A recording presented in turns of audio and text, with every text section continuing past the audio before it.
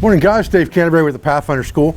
I've been out and about for a while now doing some filming for a new television series and haven't had a chance to make a lot of YouTube videos. So I thought what I'd do today is I would start a little project that might take me a few episodes or videos to cover. And I've been wanting to make a spring pole lathe for a long time out of traditional material with traditional tools and woodworking and mortise and tenon joints and things like that, and wedged together so you could take it apart.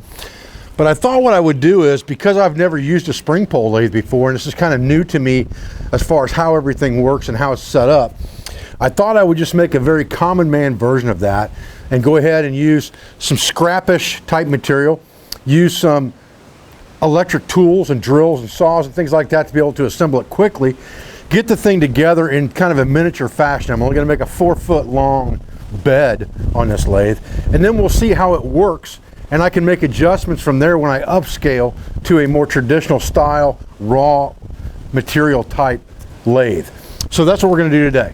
I've got 12 2x4s here, and these 12 2x4s came from a lumber yard, and they are kind of like the dregs of the pile from the 2x4s. These are just 2x4, regular 2x4 studs.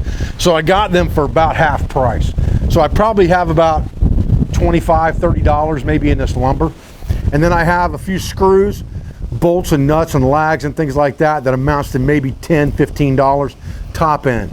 So I know that I probably don't have $40 in this lathe when I'm done, and that's buying the material. If you scrounged hard enough, you could probably find the stuff a lot closer to free.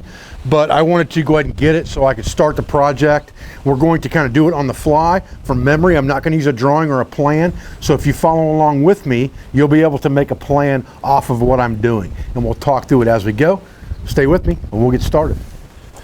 All right, so since we're making a 4-foot bed on our lathe, we're going to cut our first 2 boards at 4 foot even. And that will make our bed slightly less than 4 foot. But that's okay. So we'll come out here 4 foot. We'll make a mark with our knife at the 4 foot mark, just like that.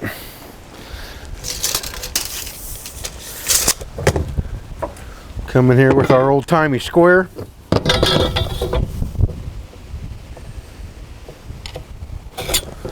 Mark it down. Cut it off. Okay, next thing we want to do is remember that we're miniaturizing this a little bit, and we want this thing to be about waist high at the bed. So for me, that's going to be about 37 inches. So if I measure 37 inches up from the bottom, and that's where I put the bottom of my bed,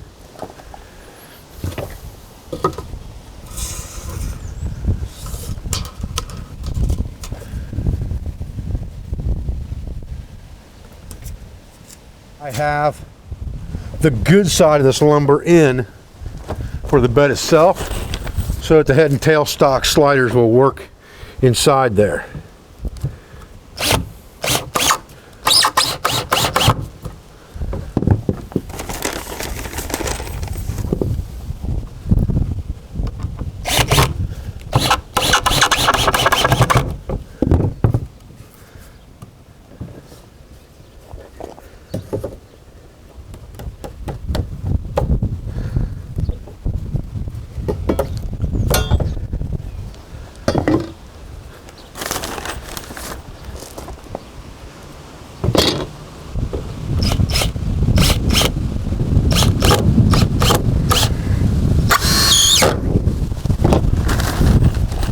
Okay, so now we have our bed made where we're going to put our head and tail stock holders.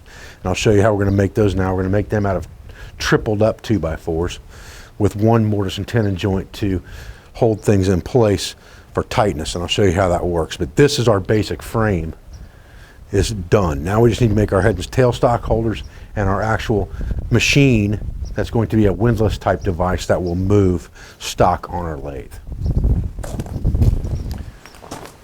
Okay, so these are our sliders for our head and tail stock that go down into our bed.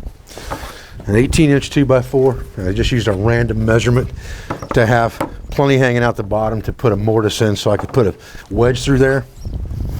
I just cut two 6-inch pieces here because that's how far I wanted it sticking up above the bed, and then screwed them together again with drywall screws to give myself a block there.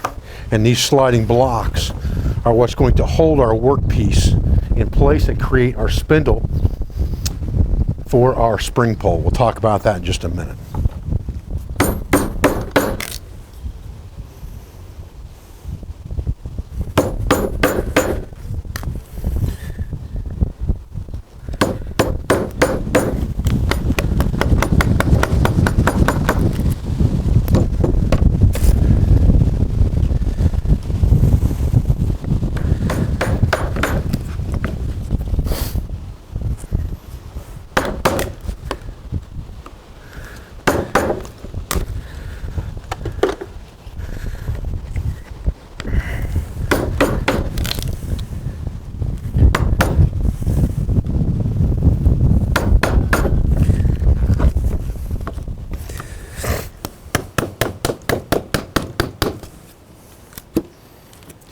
The way this works is your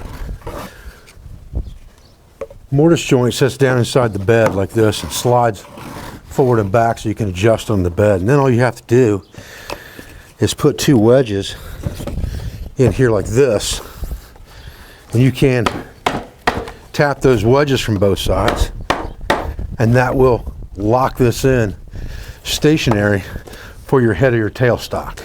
I'm showing that to you from above. Well, loosen these wedges up.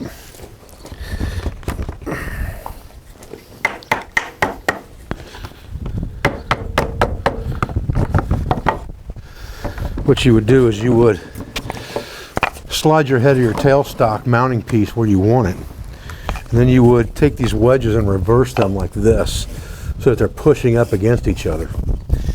You put them in that mortise hole that you created, push them together, and then as you pound them in, they will tighten this up so that your head or your tail stock can't move once it's in the position you want it for lathing. Okay, now we're going to take a piece of all thread and we're just going to fasten it on the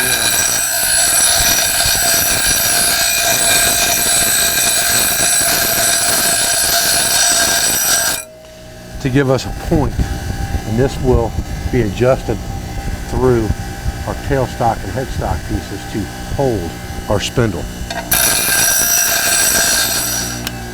The important thing here is just to get a good even cone shape on the end of this, because this is going to hold your piece. It needs to be fairly sharp, but not necessarily a pinpoint.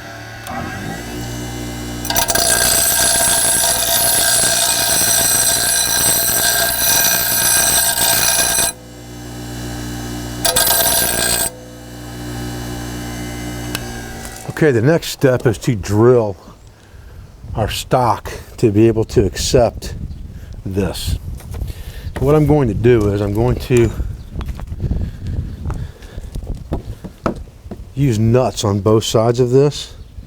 So my plan is I'm going to counterbore this just a little bit bigger than it needs to be. And I'm going to stay in the center of this board and measure down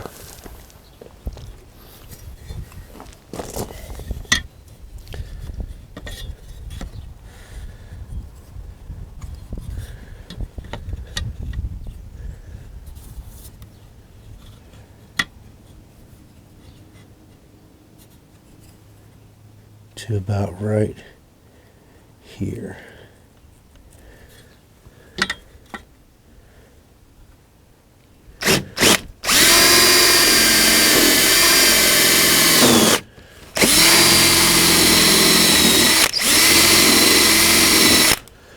Just like that. And then we're going to go ahead and drill it down this size.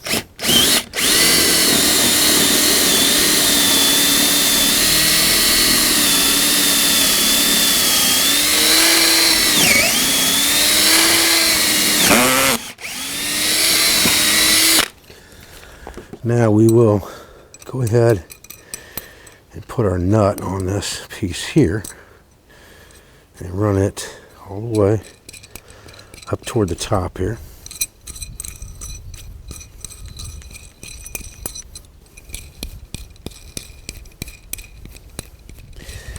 Just like this. And then we're going to run this down through here.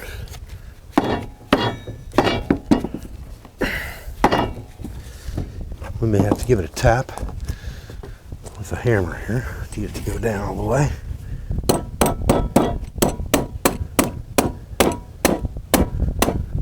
Just like that. And what we want is we want this nut to be kind of jammed into that wood just like that. And we're going to go ahead and put a stop nut on the back side as well with a washer. And we could cut this off if we wanted to. We don't have to have all of that space sticking out on this back end if we don't want it. But for now, I'm just using stock material from the hardware store, and I'm not cutting anything off as far as the length goes of this right now. And then we can just tighten this into here. All right, so now what we've got is we've got two of these. And I've taken this one, I've drilled it through this back side and locked it in place here at just a little bit of an angle, so that this really forces this thing to be locked in. But it's just as easy to drive it out of here and move it back and forth if I want to. But this just gives me a good stationary place for my spring pole, for my string to go up and down. This one slides completely. This will come out if it needs to. Once I lock this in place, these 2 points are what allow me, and you can see they're almost dead even. Just a little bit off right there. These 2 points are what's going to allow me to lock a piece of wood in here and spin it on axis. That's what these 2 points, this headstock and tailstock, are really for. So when you get your piece in there, you lock it up against here, you wedge it in so it's tight and it can't go anywhere, pop it a couple times with the hammer, and you're good. Then you can start spinning. Now let's set that portion up. Okay, so now you need a simple windlass type engine. And all I did just to play around was I took a rope to my ceiling rafter and put a bungee cord through a loop, ran a piece of cordage down around my stock twice, and then down to the floor on another piece of 2x4 that becomes a treadle. So that when I walk over there and stand and push that treadle up and down like this, it moves my stock. Just like this. So now we have an engine, we have the stock turning. Now what we need is, we need some kind of a tool rest, and obviously we need a tool.